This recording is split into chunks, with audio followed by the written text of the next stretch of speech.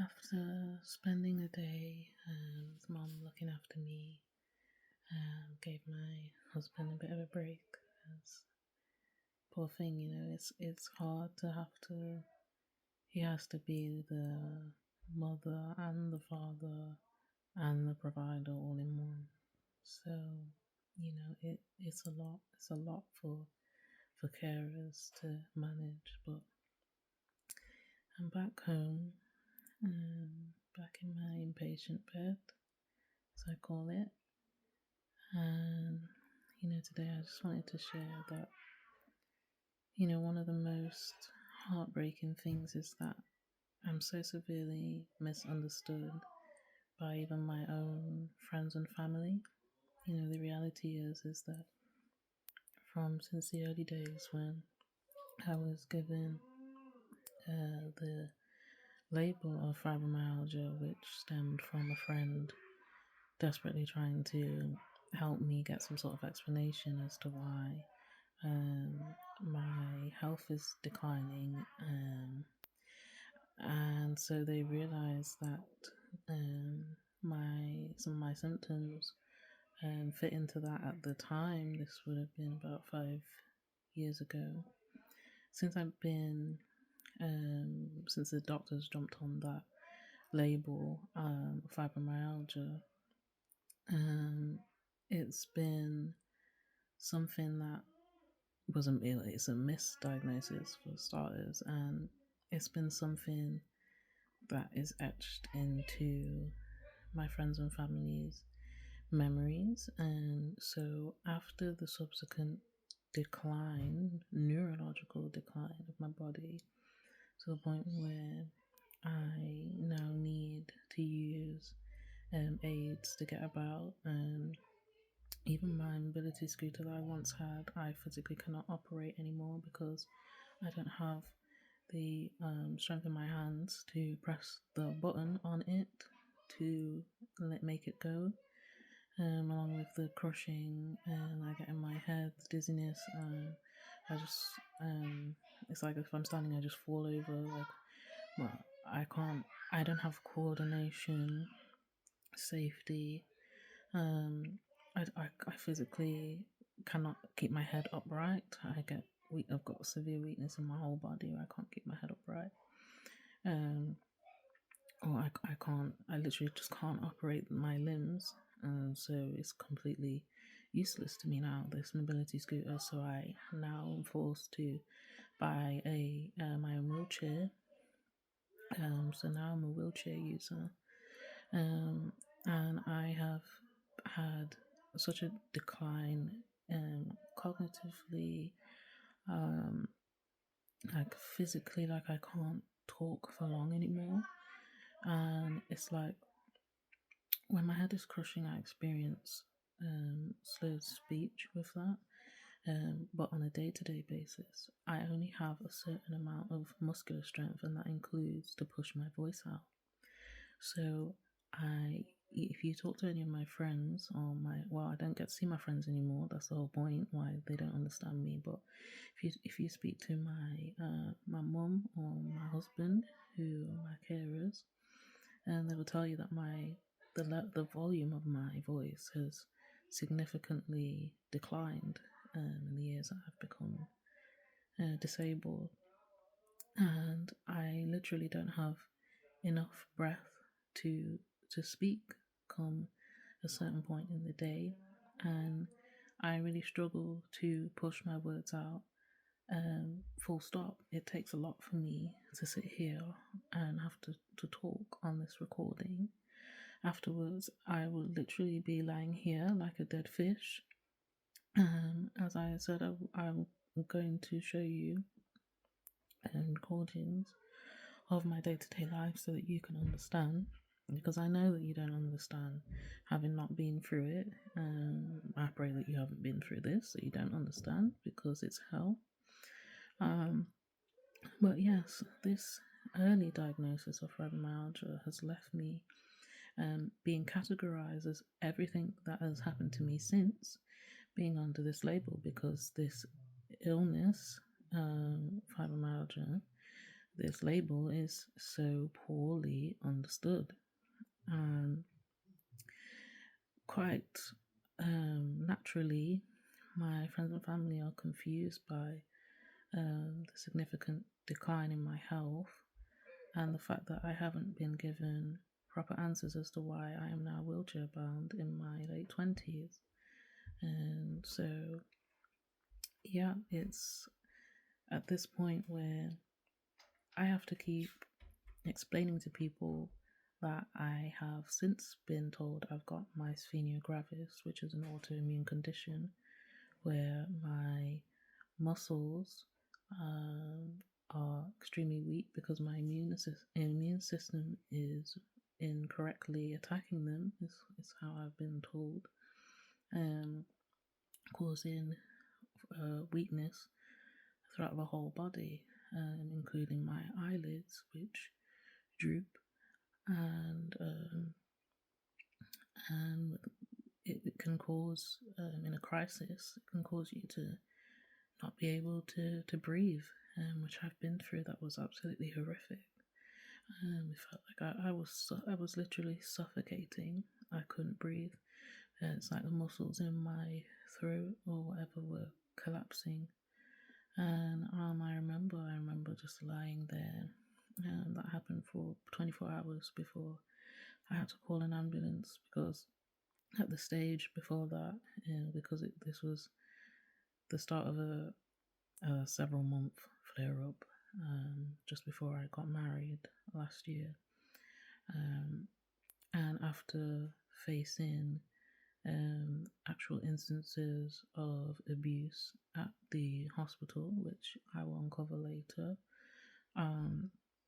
and it was complete mistreatment, degradation, dismissal, complete disrespect and disregard for my humanity, my safety, and so forth. I'm at the stage where I get literal panic attacks just thinking about going back into hospital and being back in A&E in particular, which is where I've experienced the worst abuse, the worst clinical negligence that has been the most harmful to my health physically and mentally. After the way that I've been broken down and the equivalent of basically being spat on, I cannot attend unless I am literally, like I've told all my family know and all the doctors know, that I will not attend the hospital unless I'm about to die, like as in I'm about to take my last breath. So I was choking, physically choking, and on my last breath. And so I called the ambulance, and yeah, that was a myasthenia crisis. But no one understands what myasthenia gravis is, and so this diagnosis, which is the main thing at the moment, and that has been wrong with me, along with the neurological symptoms that are completely outside of any fibromyalgia symptoms. These are the things that have caused me to be disabled. But yet, all that my friends and family know or can hold on to is when a doctor first told me that it's fibromyalgia. And naturally, when a doctor says something to you, you think that this is gospel, don't you? Because your life is in their hands. They're supposed to be competent enough to do all of the relevant tests to be able to tell you that this is definitively what you have.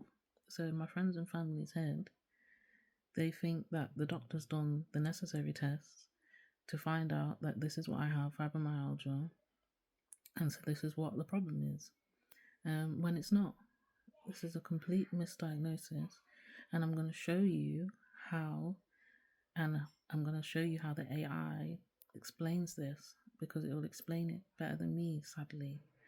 With all this that I'm going through, I can't, it's affecting my cognition, my ability to talk, to find the words, to be able to explain myself properly, and not to mention the fact that by the time I do this, then I can't do anything else for the rest of the day. So if I sit here and explain to you what's wrong with me, I've sacrificed the time I will spend with my daughter, or the time I will spend taking a shower, or the time I spend with my husband and being able to talk with him, because this is the reality of myasthenia, of neurological collapse, not being able to sustain anything for a long period of time. So, yeah, this is one of the most painful things, is being misunderstood by your family and friends because of misdiagnoses and terrible communication from my doctors, and also gross negligence in terms of even removing the only um, proper diagnosis that I have, which is myasthenia gravis, from my GP's medical notes, as I will show you in the upcoming videos. So every time I go to the doctors, they're unaware of the one most concerning thing that I have. They then go on to prescribe me things that actually harm me and nearly kill me. That's what happened. I was prescribed 2 antibiotics at the same time, which caused my whole body to go into collapse. I literally couldn't stand. I stand and I fell to the ground. My husband had to drag me to the toilet, place me on the toilet, and help me to get out, back up off the toilet, back into the bed, and then he had to bring my food to me. He had to bring me food that I could actually digest, because I can't chew properly, because I can't use my jaw properly. I feel physically sick telling you this, because it's so private, and it's so painful, and it's so devastating, it's so embarrassing that this is happening to me. And I have to share this with you now, because no one is understanding what is happening to me, why it's happening to me, which is because of NHS complete and utter failure to me as a human being, as a patient. So I'm trying to get you now to understand the gross negligence that I've faced over a significant amount of years, particularly as a result of the neurologist. There is nothing worse than losing,